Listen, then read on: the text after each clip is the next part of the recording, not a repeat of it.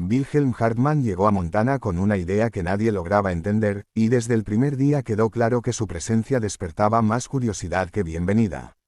Era un hombre reservado, con acento marcado y una forma meticulosa de trabajar que contrastaba con la improvisación típica de la frontera. Mientras otros levantaban cabañas a toda prisa para protegerse del invierno, él dedicaba horas a medir, ajustar y revisar cada pieza de metal que había traído consigo. Nadie sabía muy bien qué estaba construyendo, pero todos coincidían en una cosa: aquello no se parecía a nada que se hubiera visto antes en el territorio. Los vecinos empezaron a prestarle atención cuando vieron que, en lugar de una chimenea común, Wilhelm ensamblaba 3 tanques de acero apilados verticalmente, conectados por tuberías gruesas que entraban y salían de su cabaña. Aquello parecía más un aparato industrial que algo que se pudieran permitir los colonos. Las personas que pasaban frente a su terreno se detenían unos minutos, murmuraban entre ellos y seguían su camino sacudiendo la cabeza.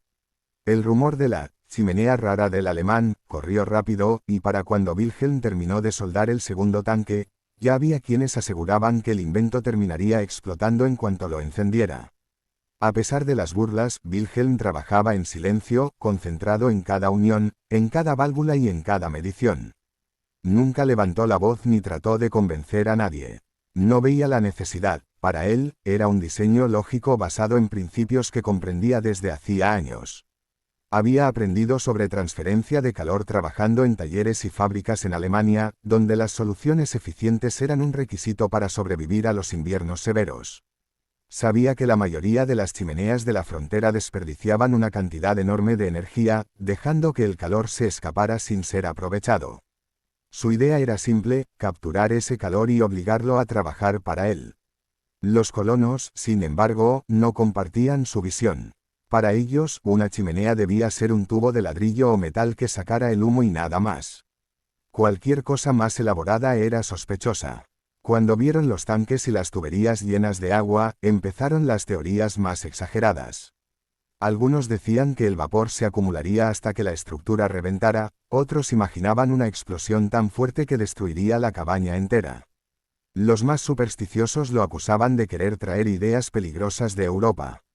Pero Wilhelm seguía adelante, sin alterarse por los comentarios ni las miradas desconfiadas. Cuando finalmente colocó el tercer tanque y cerró el sistema, los rumores se intensificaron.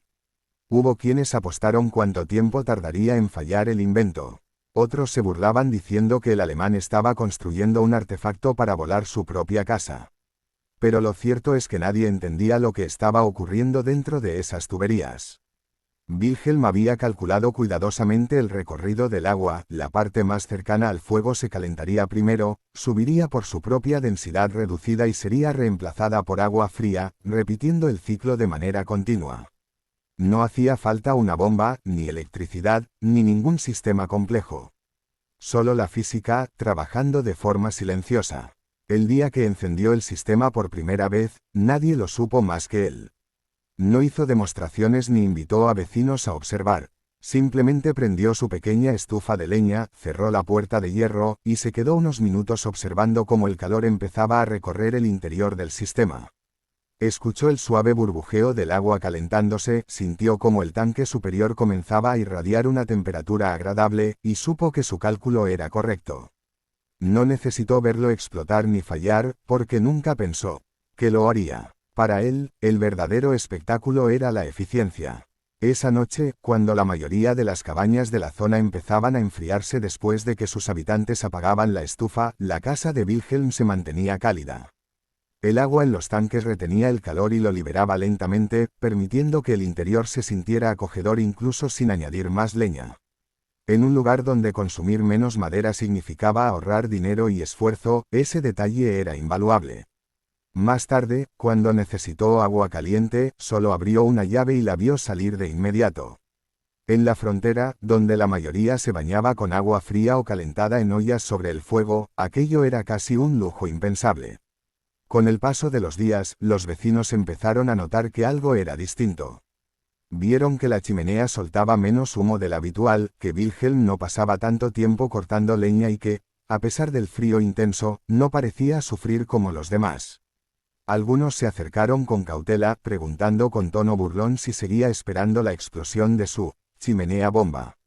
Pero Wilhelm solo sonreía y respondía que todo funcionaba bien. No presumía, no daba explicaciones innecesarias. Solo dejaba que los resultados hablaran por él. Poco a poco, la curiosidad ganó terreno sobre la burla. Una mañana particularmente fría, uno de los colonos más escépticos pasó frente a la cabaña de Wilhelm y se sorprendió al ver que no había huellas recientes de leña fresca. Esas cosas no pasaban desapercibidas en la frontera. Si alguien no cargaba leña a diario, era señal de que algo estaba funcionando de manera diferente. Esa misma noche, otro vecino juró haber visto vapor salir del sistema, pero no de manera peligrosa, sino como si estuviera diseñado para ello. Fue cuestión de tiempo para que las sospechas se convirtieran en interés genuino. Los colonos, acostumbrados a luchar contra el frío extremo, empezaron a hacerse preguntas que nunca habían considerado: ¿cómo era posible que ese sistema tan extraño produjera tanto calor con tan poca leña? ¿Cómo obtenía agua caliente sin quemar más combustible? ¿Cómo era que el alemán siempre parecía tener una casa cálida sin el esfuerzo que ellos soportaban? Sin buscarlo, Wilhelm había comenzado a demostrar que su idea no era una locura, sino una solución adelantada a su tiempo. Lo que al principio parecía una excentricidad incomprensible empezaba a revelar su verdadero valor. En un territorio donde cada invierno era una prueba de resistencia, ese invento se perfilaba como una herramienta capaz de cambiar la manera en que la gente vivía. Sin discursos, sin explicaciones técnicas, sin intentar convencer a nadie, Wilhelm había dado el primer paso hacia algo que más tarde impactaría a toda la región. El rumor del invento se extendió rápidamente y, en cuestión de semanas, lo que comenzó como burla se convirtió en un tema que todos querían comentar. En una comunidad donde las novedades eran escasas y el invierno dictaba el ritmo de la vida, que alguien lograra calentar su hogar con tan poca leña era casi un milagro. Las familias que antes lo habían visto con recelo ahora pasaban frente a su cabaña con una mezcla de curiosidad y cautela, tratando de entender cómo funcionaba aquel sistema que, según ellos, desafiaba toda lógica. La chimenea seguía en pie, no había explotado y, al contrario, parecía funcionar mejor que cualquier otra. Una mañana, uno de los vecinos más incrédulos se acercó a Wilhelm con un pretexto cualquiera, fingiendo que solo quería saludar. En realidad, su intención era observar de cerca la misteriosa estructura. Se quedó mirando los tanques de acero, el leve vapor que escapaba por una válvula que Wilhelm había instalado en la parte superior y, sobre todo, el hecho de que la cabaña irradiaba un calor estable incluso cuando afuera el viento helado azotaba la pradera. Al despedirse, no dijo nada, pero su expresión había cambiado, ya no era burla, sino interés. Otras familias comenzaron a seguir ese mismo camino. Algunos ofrecían ayuda, otros llevaban leña a modo de excusa para entablar conversación, y varios simplemente preguntaban si el sistema era seguro. Wilhelm, con su carácter tranquilo, explicaba lo básico sin entrar en detalles técnicos que pudieran confundirlos. Decía que el agua subía y bajaba sola, que el calor se guardaba dentro de los tanques y que todo dependía de la forma en que las tuberías estaban conectadas. Para muchos, aquello sonaba casi mágico, pero al verlo en funcionamiento, no podían negar su eficacia. El verdadero impacto ocurrió cuando varias familias, agotadas de pasar noches enteras alimentando la estufa o gastando más leña de la que podían permitirse, le preguntaron directamente si podría enseñarles a construir un sistema igual. Wilhelm no estaba acostumbrado a enseñar, pero sabía que su invento podía mejorar la vida de esas personas que, como él, luchaban cada día contra el frío extremo. Así que aceptó, primero de manera tímida y luego con más seguridad al ver cómo crecía el interés. Junto a un par de vecinos, desmontó una parte del sistema y les mostró el recorrido del agua, la importancia del grosor del metal y la forma en que las tuberías debían colocarse para que la convección natural hiciera su trabajo. La gente quedó impresionada al descubrir que no se trataba de maquinaria compleja ni de secretos industriales, sino de entender el calor como un recurso que podía ser dirigido, almacenado y liberado lentamente. Para ellos, acostumbrados a pensar que el fuego era algo que solo servía para calentar de manera directa, aquello representaba una nueva forma de ver la energía. A partir de ese momento, el diseño comenzó a replicarse. Los primeros intentos fueron rudimentarios, con materiales reciclados y habilidades limitadas, pero aún así funcionaban mejor que las chimeneas tradicionales. Wilhelm ayudaba a mejorar cada instalación, ajustando detalles que hacían una gran diferencia. Explicaba que un tanque demasiado delgado perdería calor rápido, que una tubería mal colocada impediría que el agua circulara y que la altura de los tanques era crucial para que el sistema se autorregulase. A pesar de la complejidad, la gente aprendía, y la noticia se regó por rancherías y pequeños poblados hasta llegar a lugares donde nadie conocía personalmente a Wilhelm, pero todos hablaban de la chimenea del alemán. Con el tiempo, las familias que habían instalado el sistema notaron cambios que iban más allá del confort.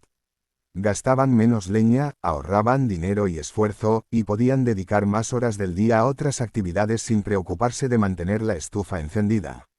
Algunos incluso improvisaron pequeñas regaderas, aprovechando el agua caliente para bañarse sin tener que calentar ollas enormes sobre el fuego. Para una región donde la vida era dura y cada recurso era limitado, ese invento representó un cambio profundo.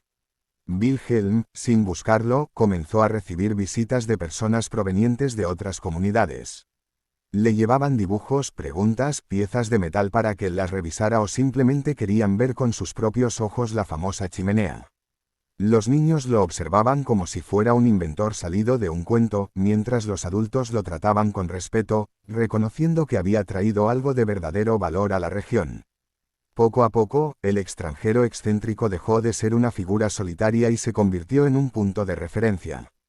Cuando alguien tenía un problema con su estufa o necesitaba construir una nueva, lo primero que preguntaban era si Wilhelm podía ayudar. A pesar del reconocimiento creciente, él nunca buscó fama ni recompensa. Su satisfacción estaba en ver cómo cada hogar mejoraba su relación con el invierno, cómo la gente podía dormir mejor, ahorrar energía y disfrutar de pequeños lujos como agua caliente en días de temperaturas bajo cero. Esa era para él la mayor recompensa, saber que su conocimiento, alguna vez motivo de burla, ahora hacía la vida más digna para los demás. No faltaron quienes intentaron copiar el diseño sin entenderlo del todo, lo que llevó a ciertos fallos menores. Cuando eso ocurría, Wilhelm acudía para corregirlos y explicaba con paciencia lo que había salido mal. Nunca se burló, nunca reprochó. Sabía que la innovación siempre pasaba por tropiezos y que él mismo había enfrentado dudas y críticas cuando llegó al territorio. Esa humildad lo volvió aún más querido por la población. Con los años, el sistema se convirtió en una especie de legado regional. Muchos hogares adoptaron variaciones del diseño original, adaptándolo según sus necesidades y materiales disponibles. Incluso cuando comenzaron a llegar tecnologías nuevas, estufas más modernas y sistemas de calefacción distintos, varias familias decidieron mantener sus chimeneas de tanque porque habían demostrado ser confiables, económicas y sorprendentemente eficientes. Algunas de esas instalaciones sobrevivieron décadas enteras, resistiendo lluvias, vientos, nevadas y varias generaciones de uso continuo. Wilhelm envejeció rodeado de una comunidad que lo respetaba profundamente. Lo que una vez fue motivo de risa se transformó en una enseñanza para todos. Las ideas que parecen absurdas suelen ser las que abren caminos nuevos. Su historia se convirtió en un ejemplo de cómo el conocimiento, incluso cuando nace en silencio y sin pretensiones, puede transformar una región entera. Y así, sin grandes discursos ni reconocimiento oficial, dejó una huella que perduró más allá de su vida, recordada por aquellos que aún creían en la fuerza de la creatividad y la paciencia. Con el tiempo, los habitantes de Montana no solo adoptaron su invento, sino que aprendieron algo aún más valioso, que a veces vale la pena escuchar al extraño, al diferente, al que propone lo que nadie se atreve a intentar. Porque en esos intentos, en esas ideas extrañas que al principio causan risa o temor, puede esconderse la chispa que cambia para siempre la forma de enfrentar el mundo. Y así terminó la historia de Wilhelm Hartmann, el hombre que llegó como un desconocido y terminó siendo símbolo de ingenio práctico, demostrando que incluso en los rincones más fríos de la frontera, la innovación podía nacer de la voluntad de mejorar la vida de todos.